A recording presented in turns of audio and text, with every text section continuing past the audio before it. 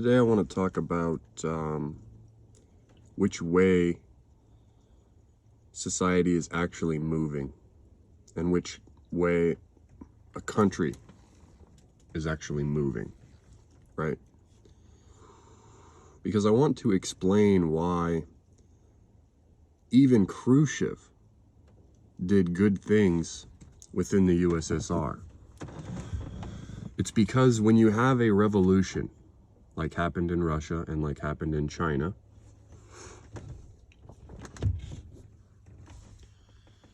you set your country on course, right? You're correcting the direction in which your society is moving.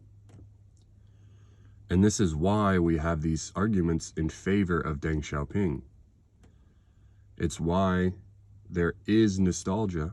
There is good things that people look back on from Khrushchev's time leading the USSR, from the revisionist era of the USSR. And it's because you are not standing on a history of colonization like the United States, or a history of slavery like the United States. They are standing on and building on a history of revolution, a history of things getting so bad for the average worker, the peasants, the masses, that they said, you know what? These people are so bad at governing. These people are so bad at running a society. We actually think we can beat them, as well as design our own version of running our society, which is what the Soviet councils became. And it's why the Bolsheviks, their rallying cry was power to the Soviets, power to the workers, power to the councils that the people have made for themselves. And I'm going to fight for that power for you. I will fight the state for you. Because everybody, the masses, are in agreement that the state currently is not doing its job. For example, in China, they didn't even have a unified state. The masses were completely at the wind, whichever way the wind blows. You know, they have no structure. And this is why when Mao showed up, things really changed. And in every case, even when other imperialist countries, like the US, like Japan, you know, getting involved, helping the Kuomintang, joining the White Army,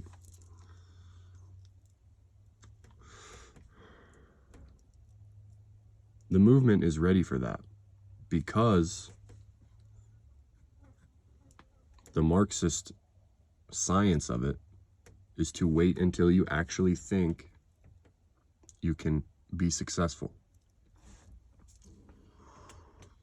Right? We will go another way.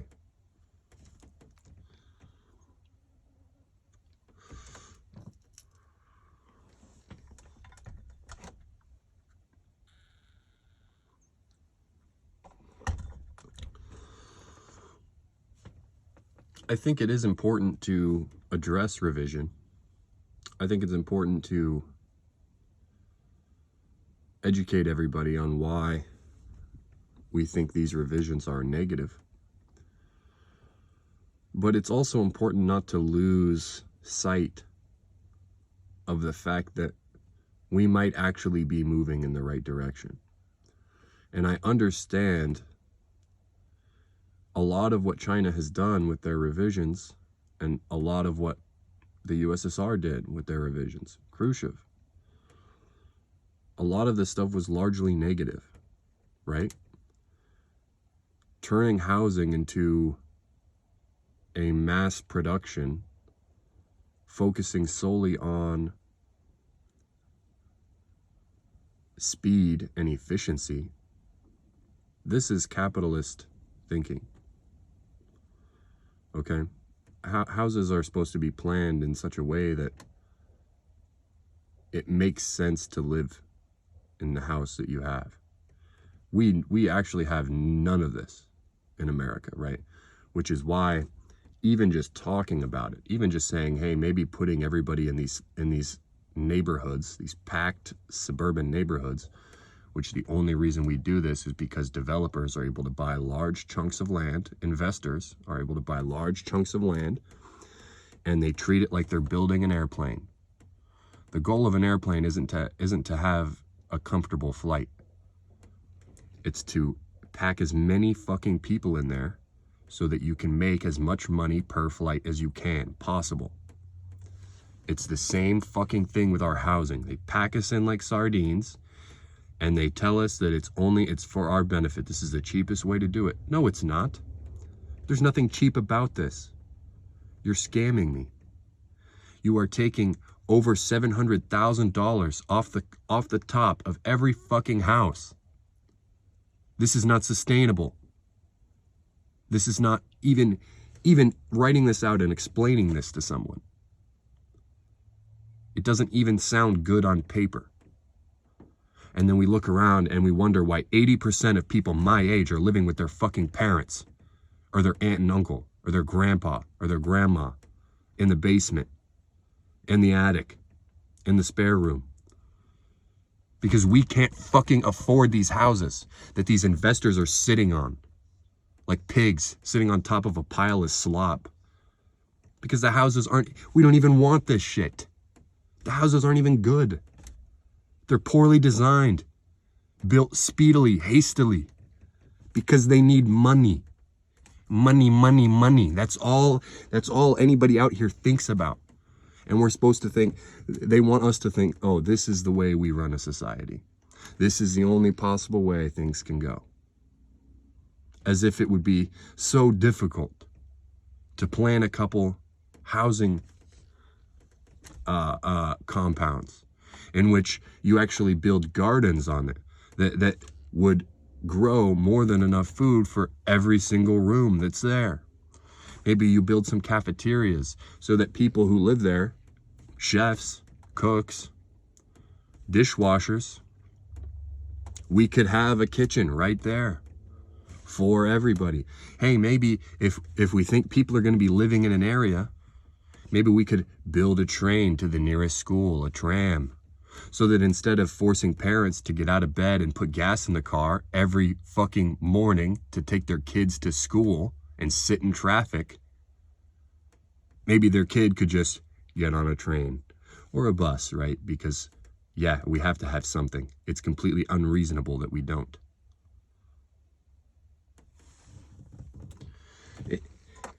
People will they will look you right in your eyes and tell you can't plan this shit. Well, you can't not plan it, right? You can't just leave a bunch of dickheads with too much money to just do whatever the fuck they want, because this is what we get, right? Garbage.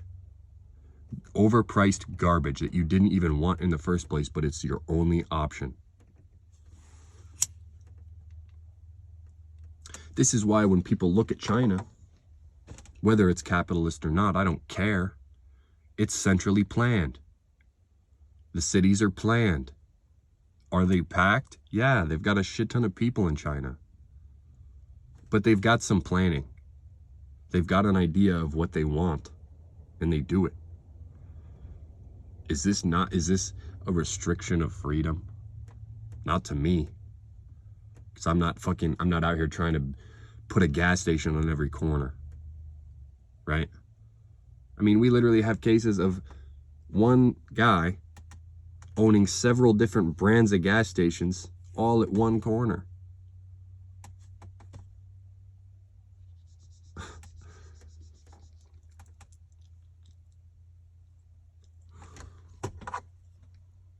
Yeah, this is as good as it gets, guys. This is the peak of human society right here. So just fucking put your gas in your car, go buy your $7 dozen of eggs, and buy your avocados, and go back home to your mom's house, because you'll never own a house. It doesn't matter that someone else has so many of them that you can't even understand. They don't even speak in numbers. They speak in units and unit sizes, right? Units being an entire apartment complex, because we are building apartments. But once again, we're not building apartments for the people. We're not building apartments you can build for cheap. But you can also charge the same as you would rent a house for one little tiny apartment room. And then it's like you just built 300 houses right on top of each other. Like, wow. Wow, of course that's an awesome idea. And hey, why don't I just go do that?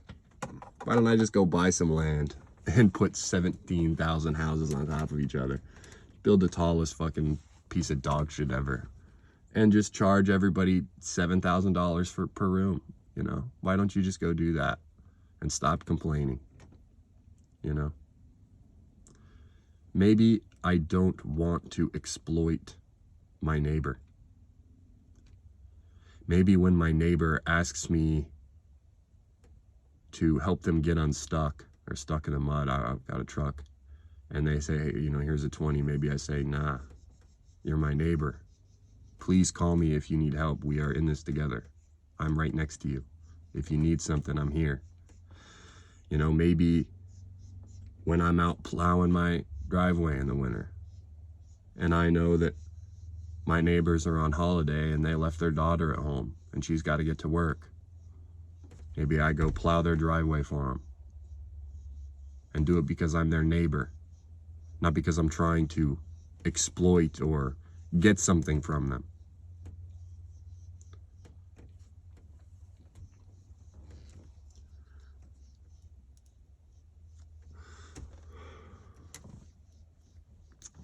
I've heard it said that the world runs on the kindness of very few people. And I think, unfortunately, capitalism makes us forget how to even be kind. We are so stuck. You can't even get your feet under yourself. How are you going to pick someone else up? And this is their goal. It's why they're focusing on separating us. Race wars and ideological, you know, nonsense politics, in which we have two parties that serve the same interests as each other. And the only difference is they argue about race and gender politics. It's a complete waste of time. It's a complete waste of time. And we don't have this time.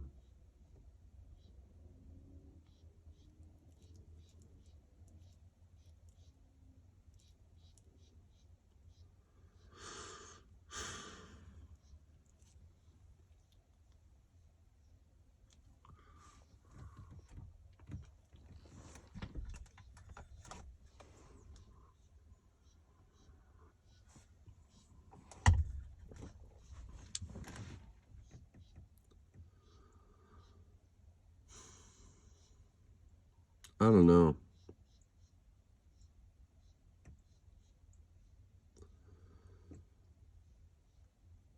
We have to start moving in the right direction.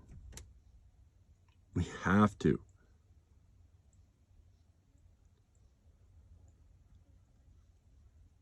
And looking at it historically,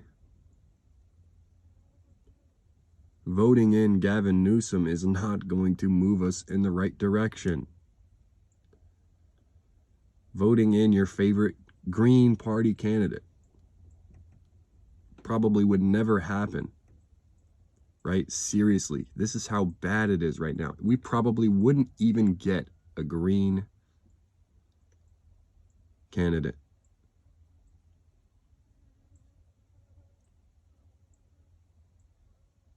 We're going to end up with fucking Gavin Newsom, who will, with a smile on his face, continue to round up homeless people and put them in work camps, continue funding the Gestapo. You think he won't? You stupid-ass liberals think he won't? How many times do we have to go through this? How many fucking times do we have to go through this? All he would do is fire a couple ICE agents, make them take their masks off, and continue tearing families apart. Like, please, you guys, these stupid-ass fucking liberals, you keep falling for this shit. The Democrats are just the nice cop. They just have a smile on their face. They're just 6-foot Giga Chad instead of the fucking subhuman chuds that the Republicans are. Okay? They're all still pedophiles. Fucking Clinton, Bush, Hillary. Hillary is a fucking spawn of Satan. And you want to... Like, I can't believe this shit. I still talk to some liberals and they say, we needed to get Hillary instead of... These options are so dog shit. You can't even... How do we even take this shit serious? How do we even take this shit serious? Hillary fucking writes books talking about using prison labor to build her little fucking bullshit hospitals in other countries. Is this moving in the right direction? Oh, let's use some of our prison labor to build a school in one of these impoverished, ransacked villages that we've sent our military through. Oh, well, round of applause for you, Miss Hillary. Jesus fucking Christ. Jesus fucking Christ. You can't even say prison reform. Because people just genuinely think that we have the highest incarceration rate of all time and that all of these people are just criminals. Well, you know, when I'm in jail, maybe the people around me who don't view me as a criminal, who actually maybe like having me around, maybe they won't care. But maybe it'll start to turn some gears in their head and think, well, that guy wasn't really a criminal. Why did the state take that guy away? You know? And then maybe you're going to start to realize, oh shit. What we have is a system that abuses its power, intentionally targets people that it knows it can get away with targeting, and builds an entire labor force that is slavery. And our taxes go to people to write fake stories about North Korea running death camps and work camps when we are the fucking ones doing it. When we are the ones sending our SEALs to North Korea to slaughter farmers, to slaughter fishermen, blowing up little fishermen boats. We have to start moving in the right direction, okay? I think China's moving in the right direction. It is state capitalism. Yeah, I don't fuck with the free market, but I'm a pretty hardcore socialist. And I can understand that they are actually moving in the right direction. Some of their companies working abroad probably have human rights violations. Yeah, but is anybody else other than China going to persecute their workers for doing this? Is any other country going to? Because China will. They have and they will. And everywhere else doesn't, right? America doesn't punish the people that are out there doing that. We give them more money because it's good for business. So no, I'm not going to criticize a country that's moving in the right direction. And I'm only going to continue to fight for my country to start moving in the right direction.